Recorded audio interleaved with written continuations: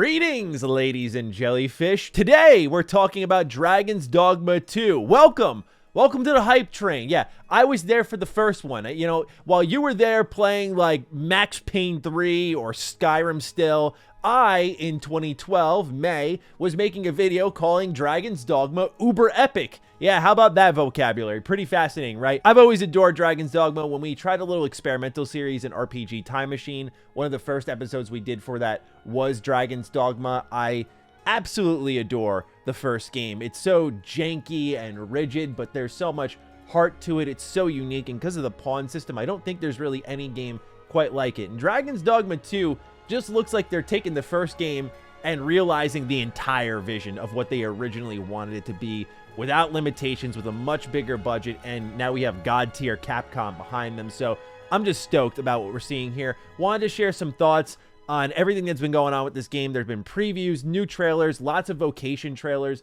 lots of breakdowns. IGN First is doing a lot of coverage. So I just want to give a bunch of thoughts on things that are happening in the world of Dragon's Dogma 2, as we're just about a week away from the game releasing, and I cannot wait. But before I go all in on talking about Dragon's Dogma, a quick word from a really sick sponsor. The following video is brought to you by Sabers. This is absolutely the coolest sponsor we have ever had on the channel. Today, we're talking about Sabers, and you already know they're popping off when you get a case like this in the mail. You crack it open, and you find this beautiful saber on the inside. Look at the hilt. Whose hilt is that? Satil Shan. Of course it is. You already know I have a lot of love for the Old Republic era, and now I get to have a saber for one of my favorite characters on display in the Bastila bloodline, if you will. Now, let's say you're not like me, you don't want to swing this around and be a Jedi as a part-time job.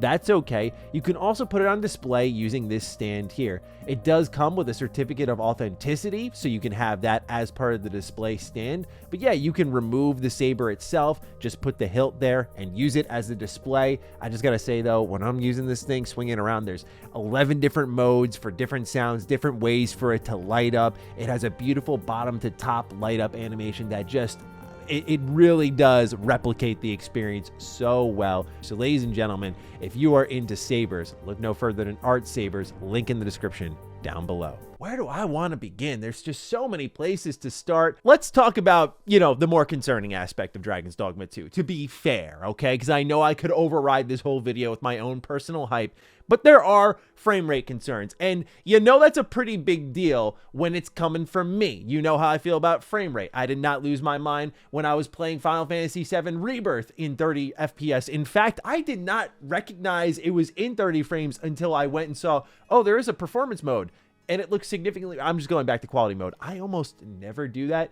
And Starfield was another one of those moments where Todd Howard and the team were like, yeah, it's 30, but you don't really notice. I went, okay, stop that. Wait, I don't really think much about it. So there are times where 30 frames can be tuned enough where I don't really think much about it. And in fairness, I do retro rebound. I'm used to the 30 frames. My eyes are trained for 30 frames nowadays still.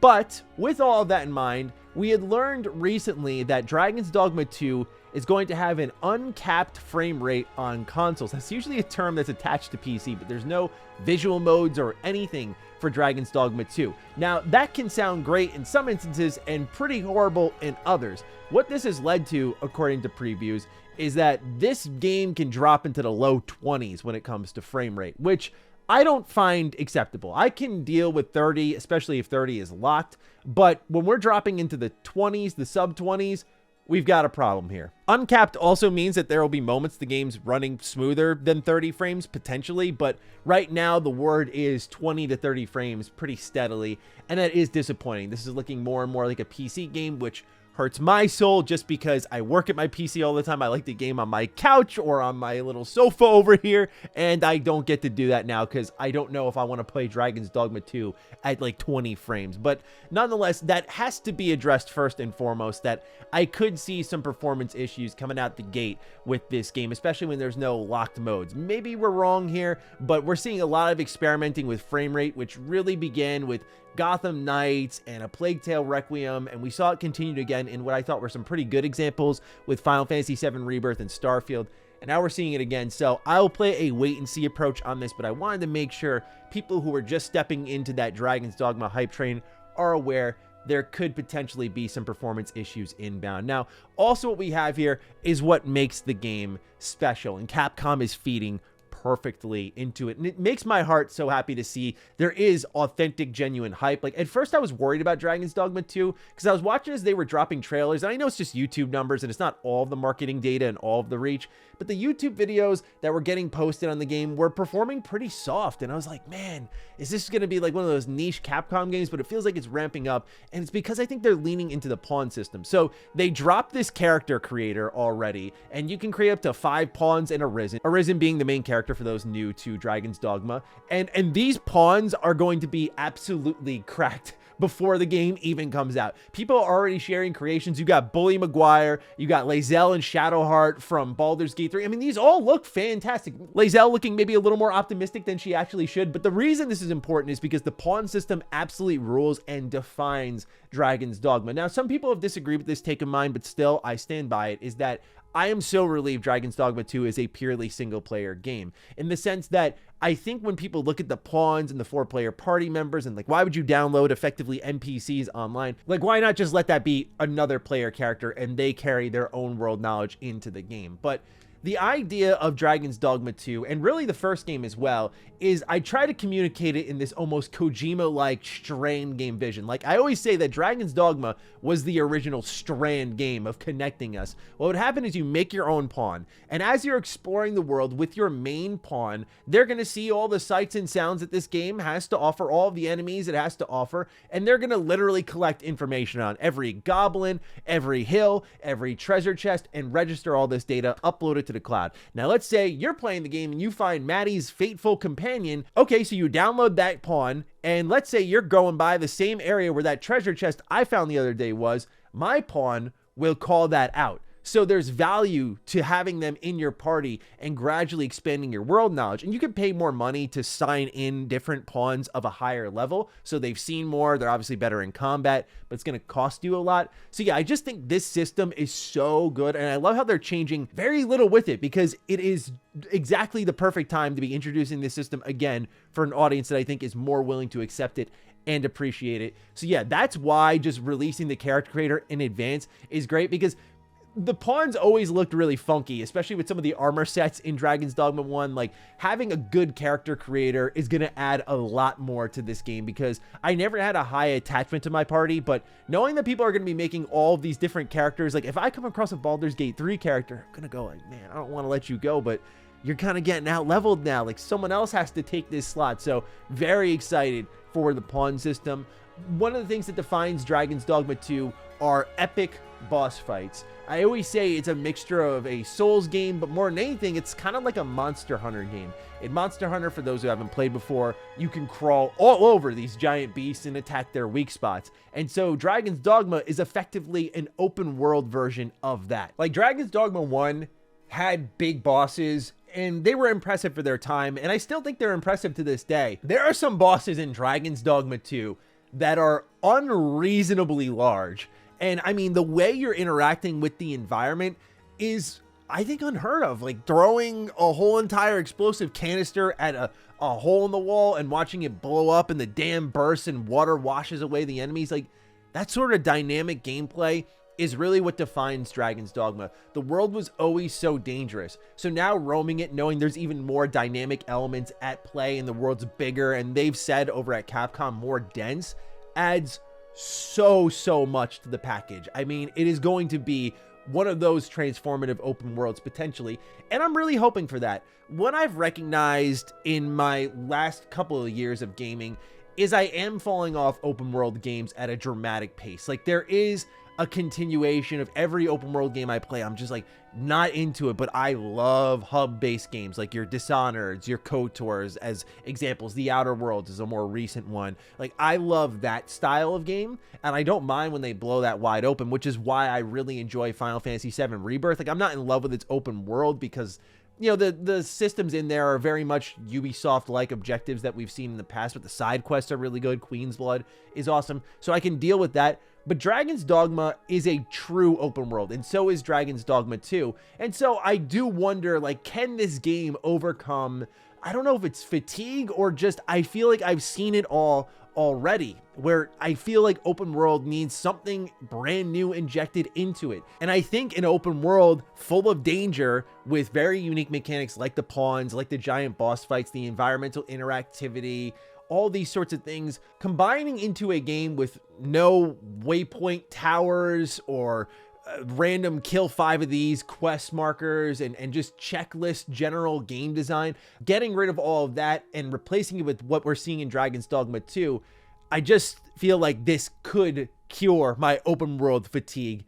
At least that's what I'm hoping for. But these colossal boss fights nonetheless are going to be stars of the show, especially because the dynamic moments aren't just in like the world space where it's playable. One thing that they showed I couldn't believe is you can have these bosses attack you inside towns, and that to me is, wait, what? Better yet, the characters inside the town are going to help you fight against the enemy.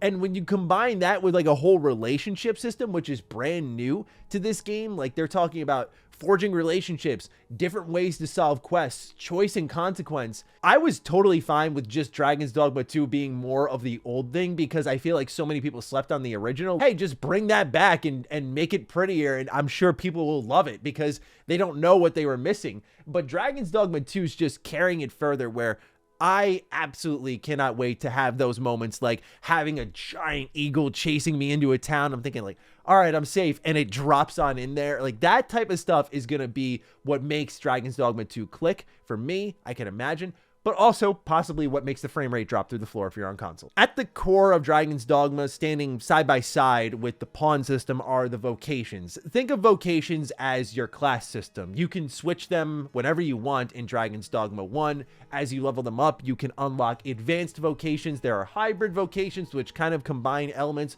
of 2 classes into one. And so in Dragon's Dogma 2 right now, we have Thief, Sorcerer, Mystic Spearhand, Magic Archer, Warrior, Fighter, Trickster, and Warfare. This is the Magic Archer class. This was my first build in Dragon's Dogma, and I love this class because I remember being a diehard RuneScape fan. Like, part of the reason Retro Rebound works how it does and how I miss so many games that I can play for the first time over there is because I played RuneScape like almost all of my middle school and junior high school and partly into my high school career. So I just skipped a ton of games to only play RuneScape. And one weapon they had in there was the magic bow. And it was this kind of like green bow and arrow that did extra damage. And I always thought to myself, it'd be so cool if you could just shoot spells out of a bow.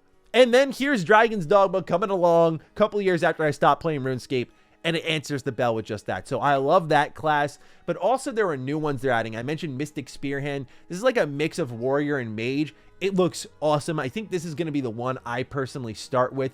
Thief always calls my heart, especially when they have the Strider ability on the Thief class, like that ability to dash around, do quick damage, really good against mob enemies. And then they also have Trickster, which IGN did a whole spotlight video on, probably one of the most unconventional classes we've ever seen in an RPG. So instead of doing damage, this is a class that allows you to like place phantoms everywhere, and these pawns will help you fight instead.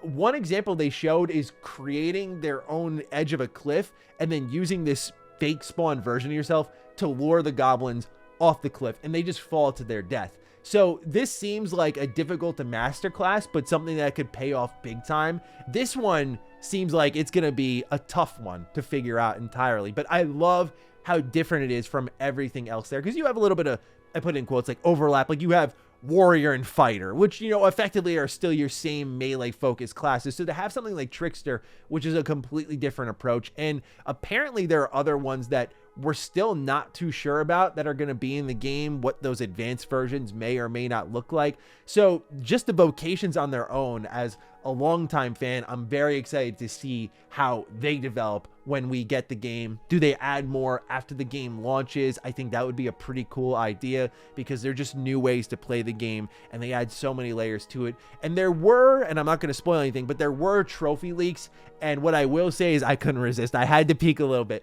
There are some seriously sick endgame offerings in this game I just cannot wait for. So I do hope they do some sort of new class additions to the game as the life progresses on.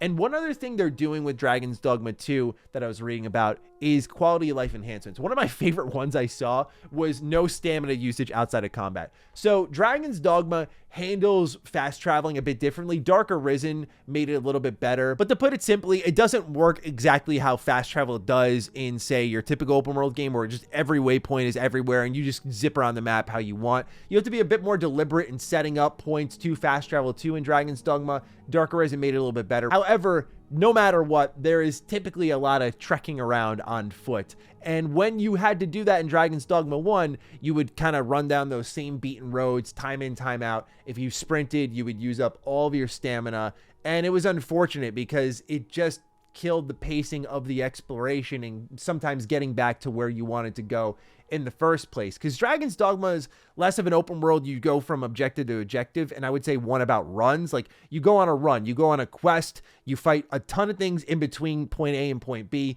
Maybe a boss surprises you, you get a lot done, and you go back to base. And when you go back to base, you kind of restock, you provide yourself with new potions, you mix new things together, maybe you check on your vocation, maybe you level up, you do all these things, and you go out on another run. And so things like this are actually significant quality life enhancements where you can sprint around in the open world without a stamina gauge depleting, so you can get from point A to point B quicker, especially when the world is bigger. This seems super necessary, so I'm very excited about that. We also have dozens of changes to just how vocations function. If you've not played the first Dragon's Dogma, a lot of the vocations I mentioned earlier, outside of 2 of them, are actually from the previous game. Like, you had warrior, you had fighter, I showed you the magic archer, like, you had these classes. They're bringing them forward. They are retooling them a lot, so they're going to play different for those who have really played a ton of Dragon's Dogma. For me, I played most of my time with Dragon's Dogma around the launches of the original game when I played on my 360 and Dark Arisen on my PS4. And most recently, I started up a little playthrough on Switch that I knew I'd end up dropping just because I had so many other things to review at the time. But